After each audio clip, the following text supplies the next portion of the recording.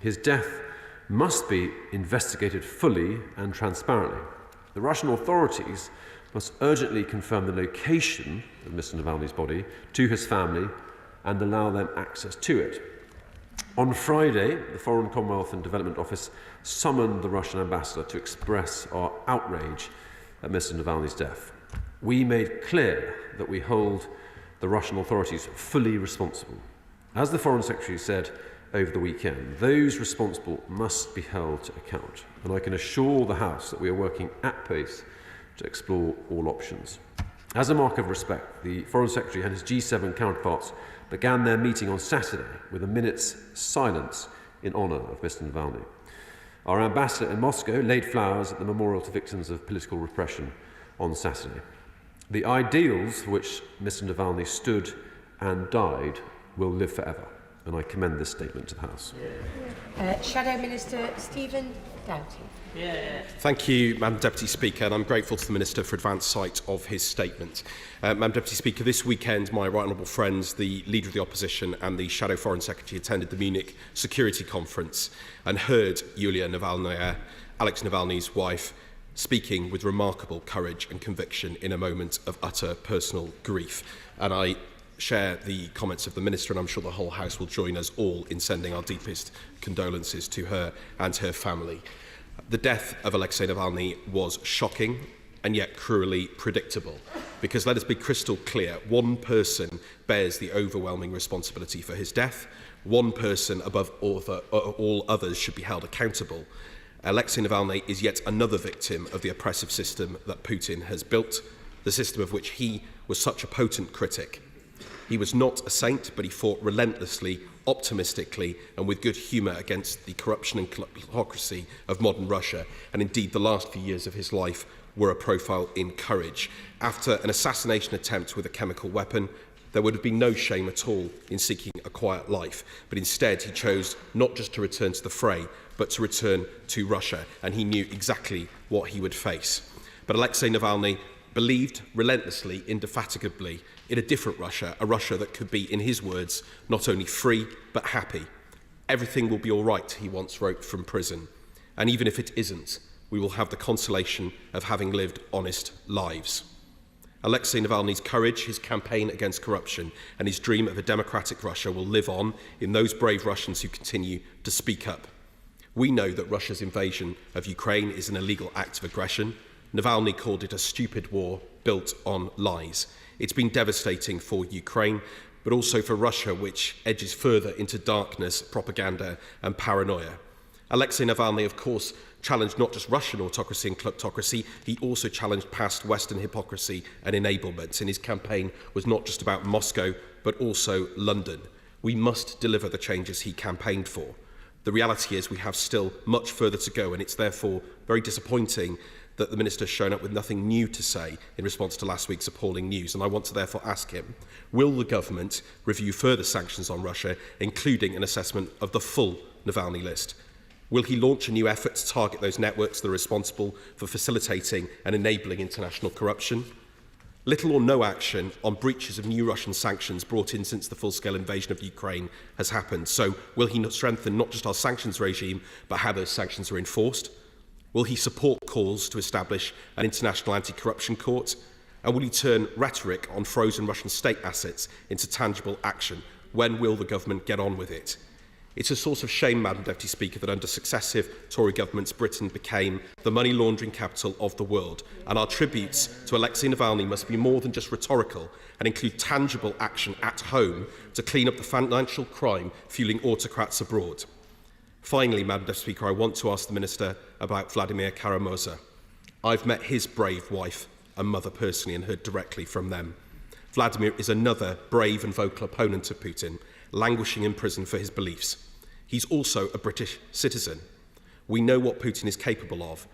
So can I ask the Minister what the FCDO's current assessment of his welfare is and what steps are being taken to support him and his family?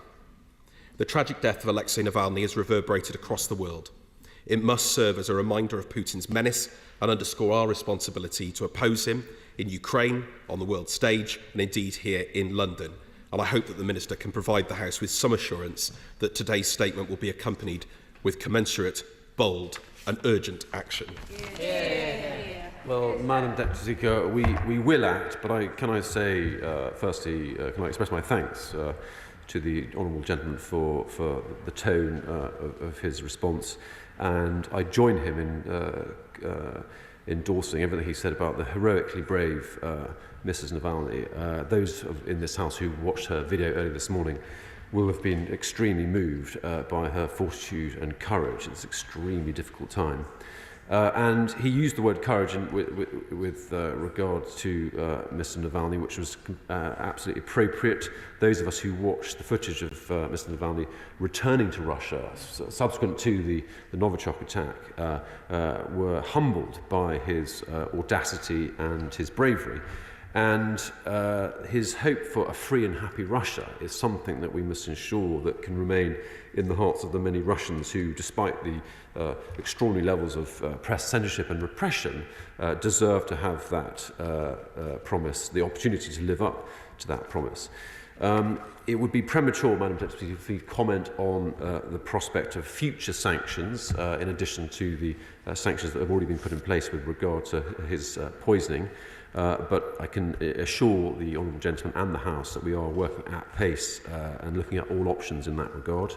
Of course, we will continue our very active diplomatic work to crack down on networks of corruption surrounding the Russian state and its kleptocracy. And as a part of that, sanctions evasion is a particularly important component and something our diplomatic teams around the world in concert with our allies are very much focused on. He asked a relevant question about seizing versus freezing assets. We continue to work with G7 allies and to look at all legal routes to ensuring that assets that are frozen might be used to help the reconstruction effort by those who deserve them, and we will keep the House updated as and when we make progress on that. But we do seek to act in this regard, and that is how we can honour Mr. Navalny's memory and his legacy, by acting, not just making rhetorical statements. He asked about Mr. Vladimir Karamurza. Through our ambassador in Moscow, we continue to make representations inquiring after his health and well-being and seeking consular access to him. And I can confirm that the Foreign Secretary remains in contact with Mrs. Karamurza and continues to support the family. Chair of the Foreign Affairs Select Committee, Alicia Cairns. Thank you, Madam Deputy Speaker. Alexei Navalny was murdered, and it is important that we in this House call it out for what it was, because that is what he deserves. Following his murder, I was also in Munich, where I heard his wife, Yulia, ask for us to stand by her. That is what we must now do. The US threatened over a year ago that there would be significant repercussions if Navalny was murdered. Biden must now deliver on that threat, or we will see more lives taken, such as that of Vladimir Karamurza. In addition, will my right honourable friend and I reiterate the calls for the seizing of central bank assets? I would make the point that that was done before the UN Security Council froze and seized Iraqi assets. So we have a precedent. There is no reason for us to find new legislation or other ways to do so. But beyond that, we do need to pursue a special tribunal on the crime of aggression. Will we consider also sanctioning Russia's deposit insurance agency? And finally, to hit the heart of Putin's economy, will we urge the US to release more oil and therefore drive down prices? Well, Madam Deputy, I'm very grateful to the honourable lady who speaks with authority, and I'm grateful for her reflections on her meeting in Munich. She's right to use the word murder. We do seek to hold the state and the Russian leadership to account. Of course, I can't comment on the American position, but with regard to our policy with regard to Russian state assets, we will continue to look at the appropriate legal path to ensuring that that which is frozen might be utilised to bring benefit to those affected by this outrageous and illegal war in Ukraine. In terms of accountability, a special tribunal is one of the things that we are considering, together with our Ukrainian allies and Sir Howard Morrison, and there's been a large degree of institutional work together with Ukrainians and the G7 group in regard to that. So we will continue to find the best mechanism possible that might sit alongside the ICC, which has already, of course, indicted Putin, and that indictment for crimes with relation to trafficking children did have an impact on his travel plans. So it does. Sometimes the cogs of justice can turn slowly, but they do turn surely. She mentioned a good point about the insurance agency. I can't comment on that now. And she also asked about the flows of oil, which, again, I can't make any comment, but we are focused in a laser-like way on the economic impact of our sanctions in the round. And I should say that this House should have confidence that when you take our actions as part of the G7 response, the economic impact and the extent to which G7 and international actions in terms of sanctions, the way that they have impacted the ability for Putin to fund his war have been very, very significant to the tune of billions. SNP spokesperson Alan Smith. Thank you, Madam Deputy Speaker. We are all of us appalled at this murder and the timing of it. It was designed to send a message and it needs a serious response. And I'm grateful for sight of the statement as far as it goes, and I think the Minister would acknowledge that it doesn't go very far. So I would press for further action. The Minister will be aware that the EU Foreign Affairs Council is meeting in Brussels as we speak, and they're looking at a range of measures as well. So can the Minister assure us that the UK will be part of those efforts? Particularly with regard to the implementation of Magnitsky sanctions. I'm not looking for an announcement now, but making sure that we are coordinated with that. Also, I'd reiterate my own calls for the sequestration of the Russian assets that have been seized. This death, this murder, was designed to send a message. A serious message must be the response to it, and if there is one, it'll have SNP support. Thank you. I'm grateful as ever to the SNP spokesperson for his tone and his support. Of course, it would be premature for me to comment on, and we never comment by convention on sanctions from the dispatch box, but of course we are looking at pace at all options in response to this outrageous event. And of course, in that context, we will continue to liaise with US and EU allies. That's a matter of course. He asked a good question about sequestration. Again, I can't comment other than to say that we continue to look at the most viable legal route to bring about that good. Sir Jacob Rees-Mogg. Madam Deputy Speaker, could my honourable friend tell the House what advantages remain in maintaining diplomatic relations with this murderous and barbarous regime? The benefit, Madam Deputy Speaker, is in order to deliver messages of condemnation and outrage, and to continue to advocate for consular access to those held by the Russian regime. Dame Margaret Hodge.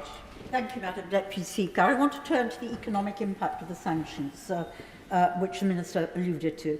A loophole in our sanctions regime means that countries like China and India import Russian crude oil, process it, and then sell it into the UK as refined oil. In 2023, we imported 5.2 million barrels of this oil, and that means that we sent something like £141 million in tax revenue into Kremlin's war chest. Britain is also the biggest insurer of Russian oil moved by sea, most of which is sold at prices well above the price cap, again violating sanctions. Does the Minister agree that tough words are no substitute for tough actions, especially after the shocking murder of the heroic Alexei Navalny?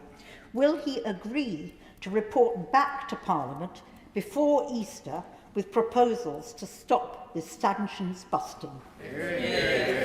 Madam Deputy Speaker, we should have confidence that the economic impact of sanctions has been very significant. Putin has been denied hundreds of billions of dollars because of the collective action of G7 nations. Is it perfect? No, it's not.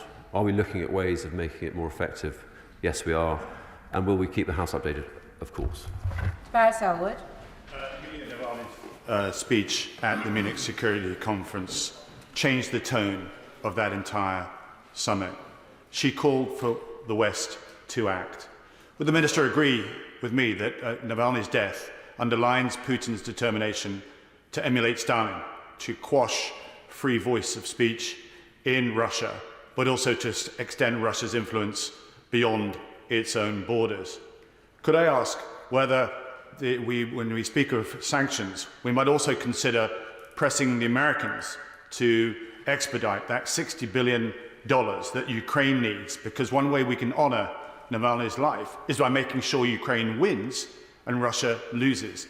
And to that extent, could I also suggest that while diplomatic back channels need to remain open, maybe it's time to dismiss the Russian ambassador? Madam Deputy Speaker, we will continue to lead by example in terms of our provision of lethal aid and humanitarian aid, and of course we hope and expect that our closest allies will do the same. The impact of our provision has been very, very significant.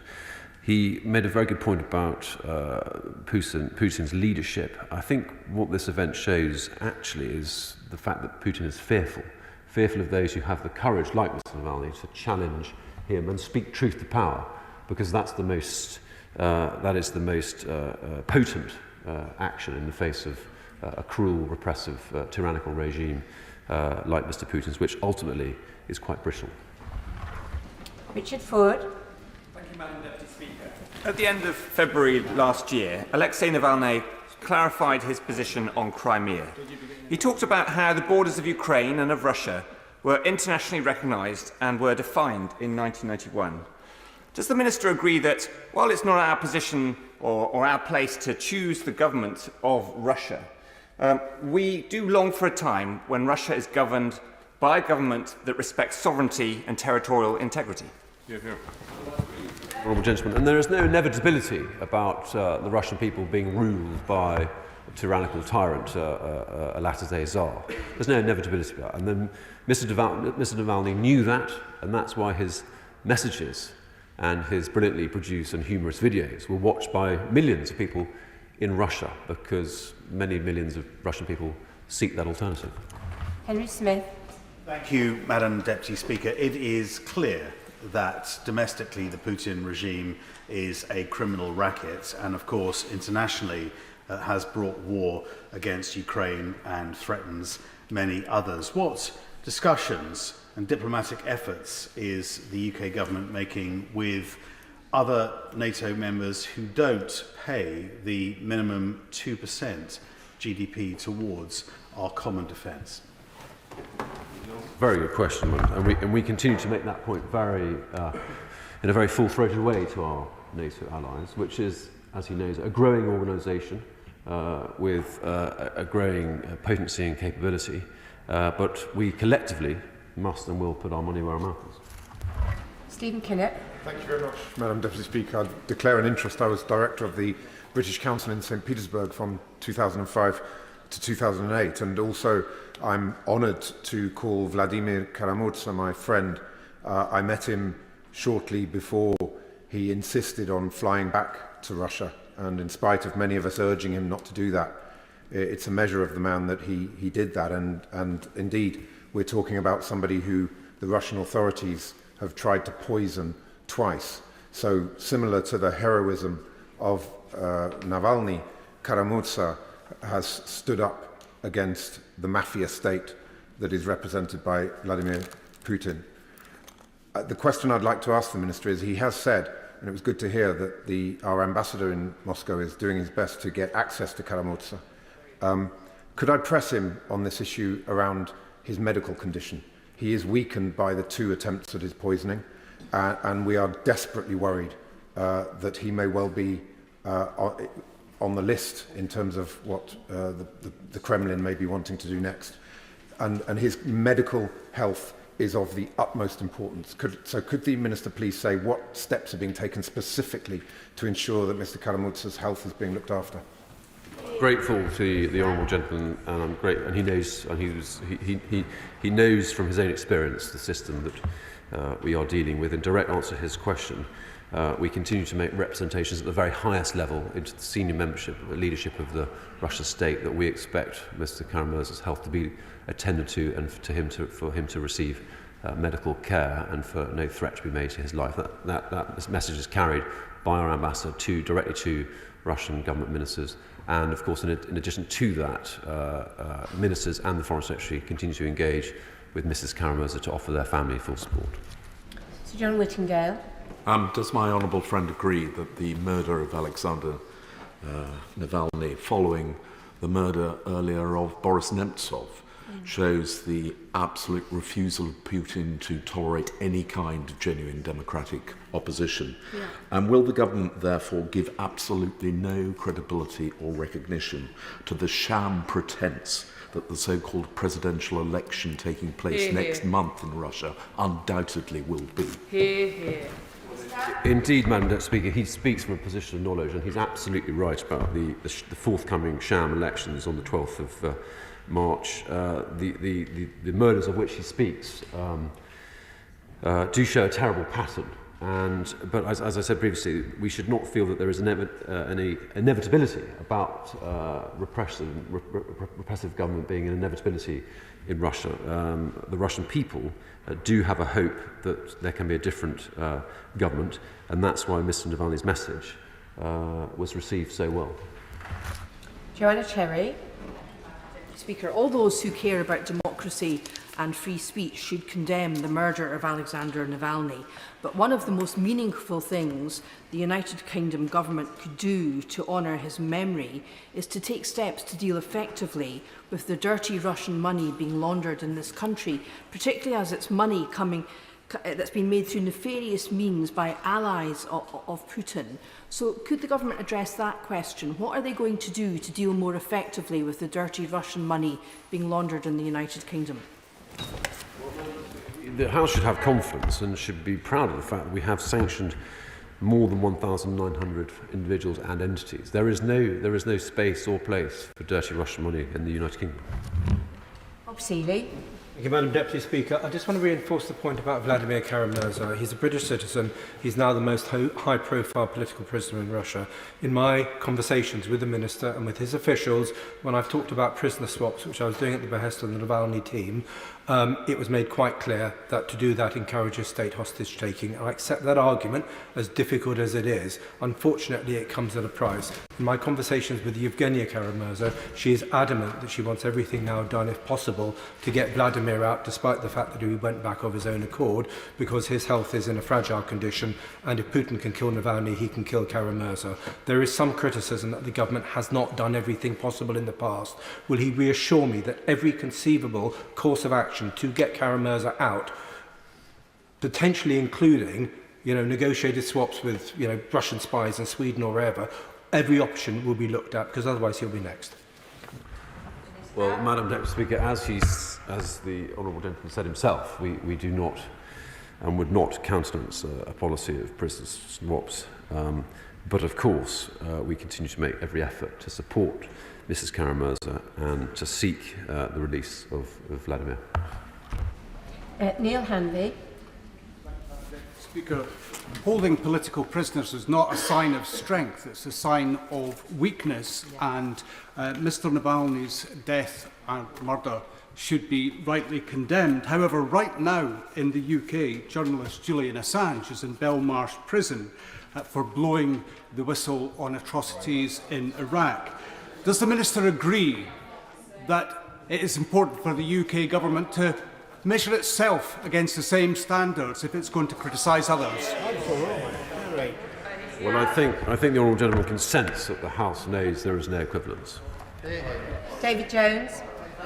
Madam Deputy Speaker, in 2020, Alexei Navalny was treated in hospital in Berlin, having been poisoned in Russia by a toxin subsequently identified, as my honourable friend has said, as Novichok, which was the same toxin that was used in the attempted murder of Sergei Skripal in Salisbury in 2018. Given the use of the same toxin in such similar circumstances, does my honourable friend not agree that it is overwhelmingly likely that agents of the Russian state were responsible for the attempted murder of Navalny in 2020, that any current protestations by the Russian state that it is not responsible for his death last week are entirely risible, and what action is the government taking to ensure that those who are responsible are brought to book and tried before a court? Well, the right honourable gentleman is correct. That's why we do demand a full and transparent investigation, because those individuals involved must be held to account. Samuel Wilson. Madam Speaker. the whole House should be worried about developments such as we have seen at the weekend with the murder of Navalny. Because this Russian state, now run by a bunch of criminals, seems arrogant enough to assassinate opposition people outside its own boundaries, invade nations, threaten other nations, and now, of course, suppress democracy in its own country. It's disappointing that the Minister has only come today saying that he'll look at all the options. Can he come to this House very soon with a list of sanctions, additional sanctions that we can impose on this regime, and also with ideas as to how we can isolate them diplomatically? Well, Madam Deputy Speaker, I can confirm to him that as and when action is taken, we're working at pace at working up all options. We will keep this House informed, but the work is underway at pace. I can give him that assurance. James Wilde. Thank you, Madam Deputy Speaker. In terms of sanctions, this appalling murder is not really about the prison guards, it's about who gave the order, and that can only be Putin. So does he agree that we need to intensify the sanctions against him personally, against his regime, and pursue all measures to hold him to account for this murder? Well, I do agree, Madam Deputy Speaker, and it's a matter of justice and international law, apart from anything else, the cogs of which turn slowly, but we should have confidence that they do turn. Dame Leah Griffith. Thank you very much indeed, Madam Deputy Speaker.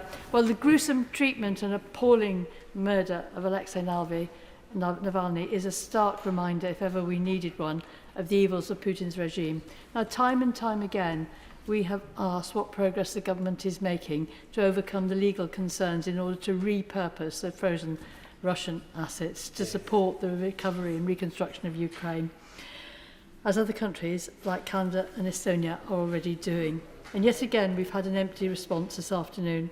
So could the Minister now really prioritise this issue and come back as soon as possible with a real plan of how we in the UK are going to use those assets and make sure that we can help Ukraine? Well, Madam Secretary, we are working at this in pace. It is urgently important, and of course we will keep the House updated. Richard Drax. Thank you, Madam Deputy Speaker. It takes an extraordinary person to go back to a country where he knew he'd be imprisoned, tortured, and then murdered. And all our thoughts, I know, are with Alexei Navalny's wife, and our best wishes go to her.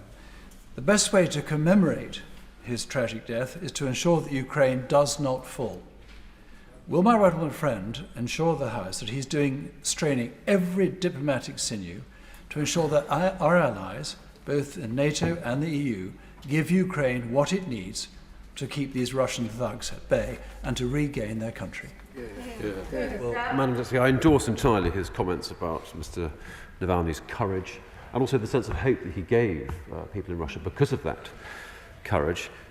He asked about Ukraine. Of course, we seek to lead by example in terms of increasing our contribution with regards to lethal aid as well as humanitarian support.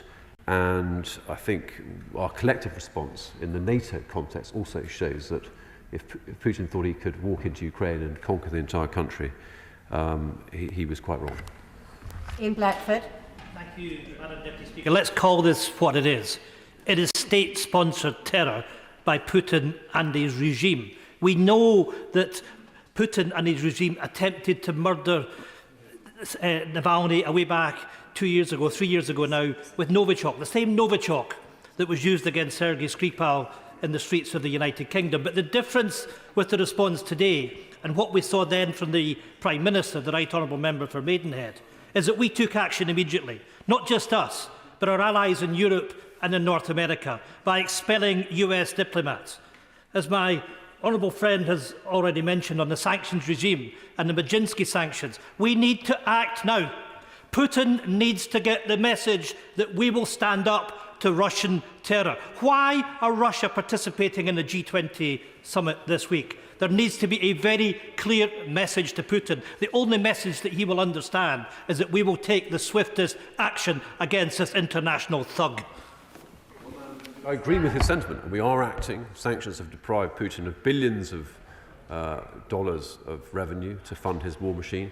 And we would never, of course, comment prematurely from the dispatch box about future sanctions, but we will continue to do everything we can to ensure that he is deprived the ability to wage his illegal and evil war. McCarthy. Thank you, Madam Deputy Speaker. I would strongly support what people have said about the need for the Minister to come back in perhaps a week's time to tell us more about what action can be taken. But can I ask him about what he said about working with the opposition to Putin? Because I know when I went out with the Westminster Foundation for Democracy, this was some years ago now, but it was actually incredibly depressing how little support. We were trying to find allies that we could work with. We just simply couldn't amongst organised political parties. I also went out for the Pussy Riot trial, felt, the strength of feeling there, but clearly they're not people that we would work with on that sort of level. So what can we do? Navalny's gone, Nemtsov's gone. Who can we work with to try to support people who are opposed to Putin? The Honourable Lady is right, and she makes a good point.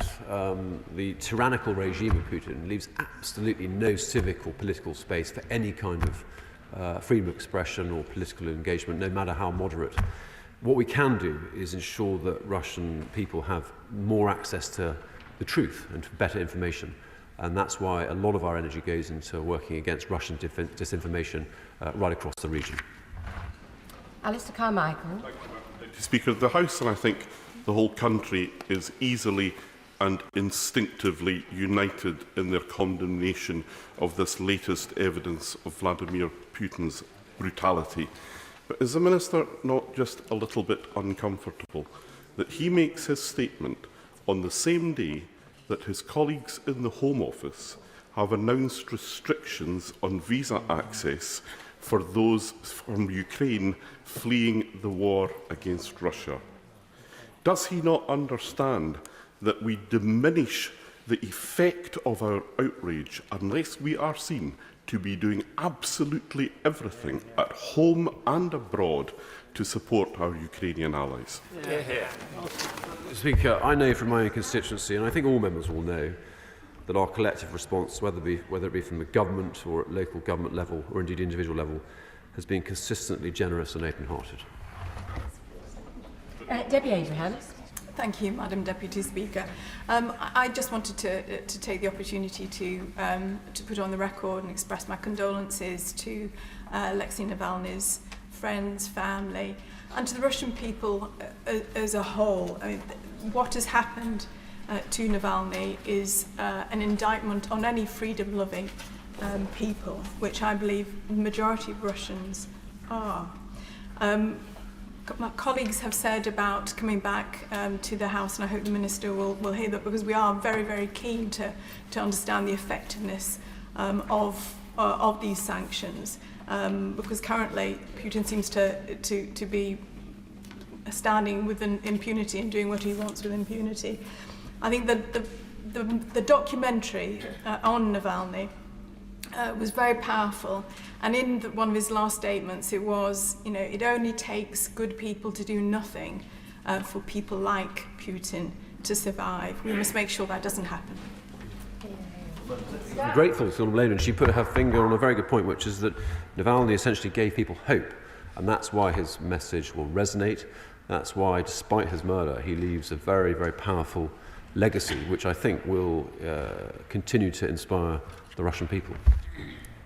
Steve Farry.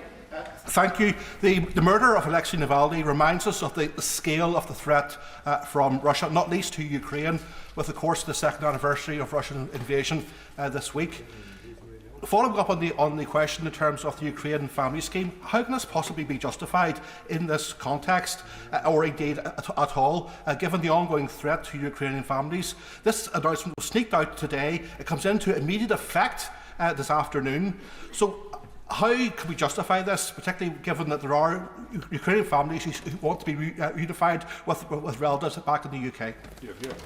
Madam Deputy Speaker, I think he will know that actually he should address that specific question to the Home Office. He mentioned the second anniversary of the illegal invasion of Ukraine, and actually earlier today I had a very good meeting with the Ukrainian Chargé d'Affaires, at which we looked at images of the Ukrainian Red Cross delivering aid in some of the worst afflicted cities of Ukraine, and each member in this House will choose how to remember and commemorate the second anniversary, but I'm grateful for him raising it. Andrew Bridgen. Thank you, Madam Deputy Speaker. I'd like to express my condolences to the friends and family of Alexei Navalny. But can the Minister explain why we can have a statement in this House on the untimely death of one foreign national, but we can't have a statement on the ongoing excess deaths of 100,000 of our own citizens, many of whom have died suddenly? Is it because this death fits the government's narrative, but the death of our own citizens doesn't? Or is it a parody of Stalin, where one death is a tragedy, but 100,000 deaths is just merely a statistic? Well, I think the honourable gentleman has answered his own question. Madam Deputy Speaker, I thank the Minister very much for his answers. My thoughts are also with the family, the wife and the children and the friends of Alexei Navalny at this difficult time. One thing that some citizens in Northern Ireland can resonate with is the fear of the disappeared, and how there are so many families who have not been able to lay their loved ones to rest. That's very apparent in the news story today, where the mother is trying to get access to her son. Does the Minister agree that all efforts must be made to ensure Navalny's body is returned to the family so that they can understand a full investigation and can lay their loved one to rest? Madam Deputy Speaker, the honourable gentleman is right. He's absolutely right in what he says. That's why our ambassador has made that representation directly to the Russian government today. They must release Mr. Navalny's body back to the family, and we will keep making those representations until that takes place.